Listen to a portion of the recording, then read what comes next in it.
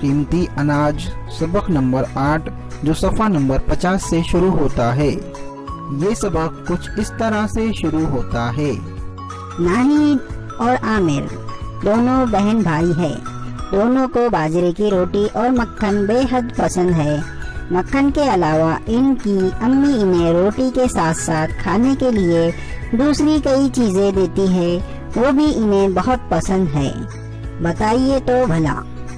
अम्मी नाहिद और आमिर को रोटी के साथ खाने के लिए कौन कौन सी अशिया बनाकर देती होंगी? वो किससे बनी होती होंगी? नाहिद और आमिर के घर दूसरी अनगिनत ग़िज़ाई अशिया होती है। ये अशिया घर तक कहाँ से आती है? जैसे गेहूँ, चावल, जवार, दालें, गन्ना, कुरुंदे, जामुन, बेर, शहद, खारे पानी की मछलियाँ और नमक, मीठे पानी की मछलियाँ, सिंगाड़े, मखाने, फल, सब्जी, तरकारी, गोश्त, अंडे वगैरह। दोस्तों, सोचने वाली बात है कि घर में इतनी सारी जो चीजें आती है वो कहाँ से आती है। चलो इसका मुताला करते हैं। गेहूँ, चावल, जवार, दालें, गन्ना वगैरह ये सब किसान उगाते हैं। ये हमें खेत से हासिल होती है। कुरुंदे, जामुन, बेर, शहद ये हमें माहौल से हासिल होती है। शहद की मक्खियाँ शहद बनाती है। जामुन के दरख्त पर जामुन लगते हैं। बेर के दरख्त से बेर हासिल होते हैं। खारे पानी की मछलियाँ और नमक हमें समंदर से हासिल होता है। मीठे पानी की मछलियाँ कुएं, नदी, तालाब से हासिल होती है। फल, सब्जियाँ, तरकारियाँ ये खेत में बागीचे में उगाई जाती है और सब्जी मंडी से सब्जी, तरकारी और किसान ने जो उगाई हुई सब्जियां है वो हम तक पहुंचती है। गोश्त, अंडे ये हमें बाजार से हासिल होते हैं, जो मुर्गी और बकरी से हासिल होते हैं। नाहिद और आमिर खाने के लिए बैठते हैं तो खाना देते हुए अम्मी हमेशा कहती है, जितनी ज़रूरत हो इतना ही खाना लो, खाना ज़ाया मत करो। एक दिन आमिर ने पूछा, अम्मी आप रोजाना इसी तरह का जुमला क्यों कहती है कि खाना ज़ाया ना करे? अम्मी ने आमिर से कहा, अच्छी चीज़ें ज़ाया क्यों करें? इसके अलावा जो अनाज खाने को मिलती है वो किस तरह आती है, तैयार होती है, इस ताल्लुक से सोचना चाहिए। मैं तुम्हें रोटी की कहानी सुनाती हूँ। रोटी की कहानी? अम्मी ने रोटी की कहानी बताना शुरू कर दी। स्कूल की छुट्टियाँ गर्मा में होती ही है। मैं छोटी थी तब हम वालिद के साथ ट्रैक्टर पर बैठकर खेत में जाते थे। इस वक्त खेती में मशक्क़त के काम हुआ करते थे। ट्रैक्टर को मुख्तलिफ औजार जोड़कर वालिद खेत के काम करने लगते। पहले खेत में हल चलाते, मिट्टी के ढेले फोड़ते, ज़मीन की सतह हमवार करते, इसे फसल बोने के लिए तैयार करते। इस तरह वो खेती के काम करते थे। फिर पहली बारिश होते ही गर्मा की वजह से तपती हुई ज़मीन से भाप निकलने लगती। तब वालिद खेत में बाजरा बोते। कुछ दिनों में बाजरा के पौधे मिट्टी से ऊपर सर निकालते। बाजरा के साथ खेत में घास भी बढ़ती जिसे निकालना पड़ता। इसके लिए वालिद मजदूर लगवाते। मजदूरी का खर्च आता। बारिश के पानी से बाजरे के पौधे तेजी से बढ़ने लगते। आहिस्ता आहिस्ता बाजरे के पौधे को भुट्टे लगना शुरू हो जाते। फिर इनमें दाने भरने लगते। तब परिंदे के झुंड दाने चुगने के लिए आना शुरू हो जाते हैं। गोपन फिराकर परिंदों को उड़ाना पड़ता है। दाने पूरी तरह भरने पर कटाई करना पड़ती। कटाई यानी खेत के पौधों में लगे तमाम भुट्टे काटकर ज़ख़ीरा करना। बाद में गहाना यानी मिलनी करना और उसाई का अमल करना पड़ता। तब भुट्टों से बाजरे के दाने हासिल होते। नाहिद ने कहा, कटाई मेरी समझ में आ गई अम्मी, लेकिन गहाना, मलनी करना और उसाई करना यानी क्या? अम्मी ने जवाब दिया, मैं जैसा कहूँ करके देखो, तब तुम्हारे समझ में आएगा। आगे की कहानी बाद में सुनाती हूँ। अम्मी ने बच्चों को गहाना और उसाई किसे कहते हैं ये समझाने के लिए कुछ बातें बताई। चलो देखते हैं वो बातें कौन सी है। आइए ये करके देखें। आधा टोकरा सूखी मूंगफली लीजिए। इसको 2 बराबर हिस्सों में तकसीम कीजिए। एक हिस्से की मूंगफली के दाने हाथ से छिलकर निकालिए। हाथ के जरिए फलियां छिलने में कितना वक्त लगेगा? दूसरे हिस्से की मूंगफली एक कपड़े की थैली में बांधिए। इस पर बट्टा फिराइए या लकड़ी से ज़रब लगाइए। बाद में थैली खोलकर मूंगफली सूप में डालकर देखिए। अब आपको क्या नजर आता है? आमिर, सूप में ली हुई मूंगफली फूट गई है। कई मूंगफलियां में से दाने बाहर निकल आए हैं। अम्मी ने कहा, जी हाँ बच्चों, ये मूंगफली की एक किस्म की मल्ली हो गई। इसे मल्ली कहते हैं। अब मूंगफली को पछोड़ो और क्या होता है देखो, बताओ। नाहिद कहने लगी, मूंगफली को पछोड़ने पर फूटी मूंगफली के छिलके सूप में से नीचे गिरते हैं और मूंगफली में से बाहर निकले हुए दाने सूप में ही रह जाते हैं। ऐसा क्यों होता है? अम्मी ने नाहिद को समझाया, छिलके हल्के होते हैं, इसलिए पछोड़ते वक्त वो हवा की वजह से उड़कर दूसरी जानिब गिर जाते हैं। दाने वजनी होते हैं, इसलिए वो सूप में ही रह जाते हैं। पछोड़ते वक्त हवा का इस्तेमाल करके दाने और छिलके अलग कर सकते हैं।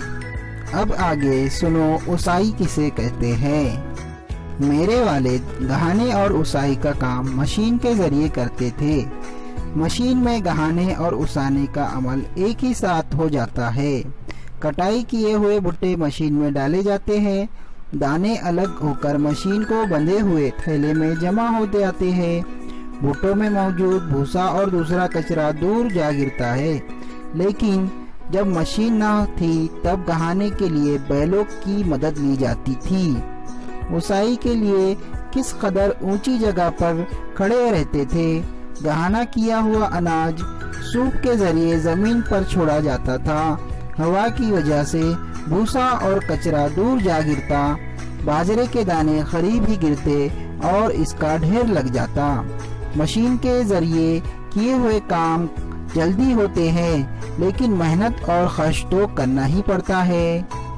क्या आप जानते हैं, जब मशीन ना थी तब गहाने के लिए बैलों का इस्तेमाल करते थे।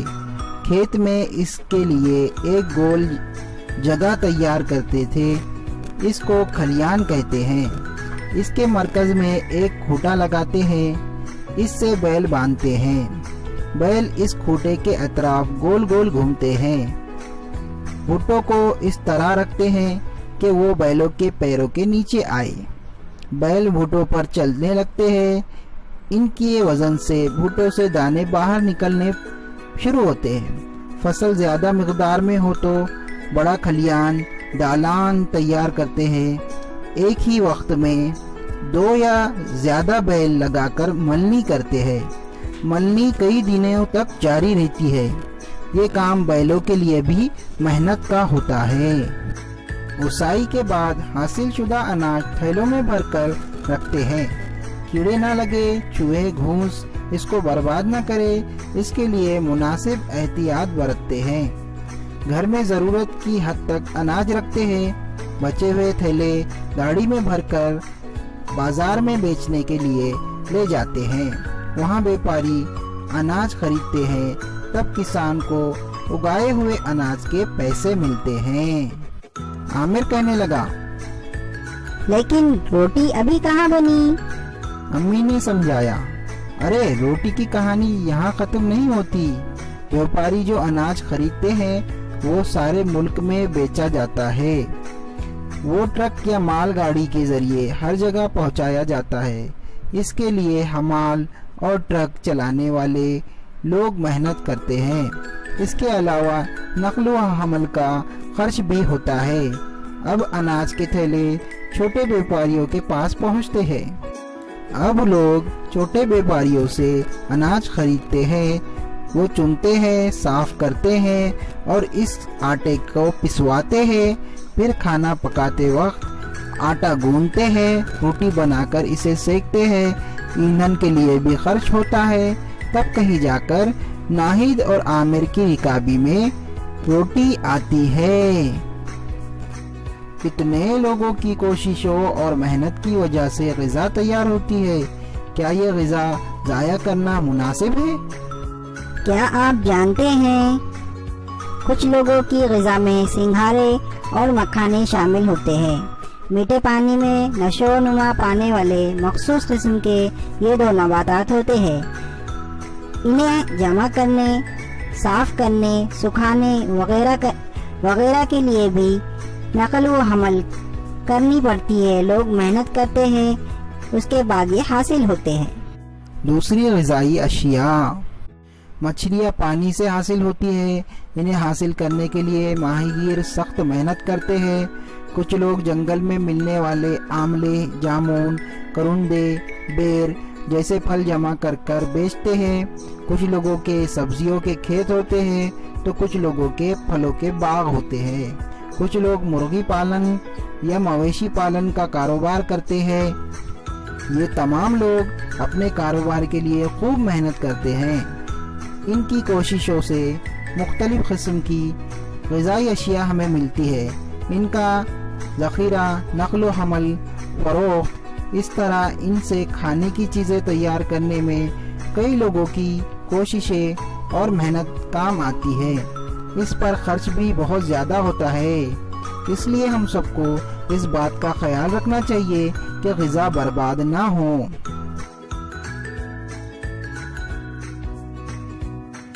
اس سبق سے ہم نے سیکھا کہ اپنی غذا میں شامل چیزیں کھیت، تالاب، سمندر، جنگل، مویشی خانے اور کئی دوسری جگہوں سے حاصل ہوتی ہے۔ اناج کی فصل کے لیے کھیت کی تیاری سے لے کر تھیلوں میں بھرنا، گودام میں ذخیرہ کرنا، اس طرح کے ان گنت کام کرنا پڑتے ہیں۔ کٹائی، ملنی، اوسائی ان میں سے چند کام ہیں۔ اس کے بعد اناج کی نقل و حمل، فروخت اور کھانے کی چیزیں تیار کرنے کے لیے کام کرنا پڑتے ہیں، تب غذا ہماری رکابی تک پہنچتی ہے۔ کھیت کی طرح ہی دوسری غذائی اشیاء کی پیداوار میں بھی کئی لوگوں کی محنت ہوتی ہے۔ ہم سب کو اس بات کا خیال رکھنا چاہیے کہ غذا برباد نہ ہونے پائے۔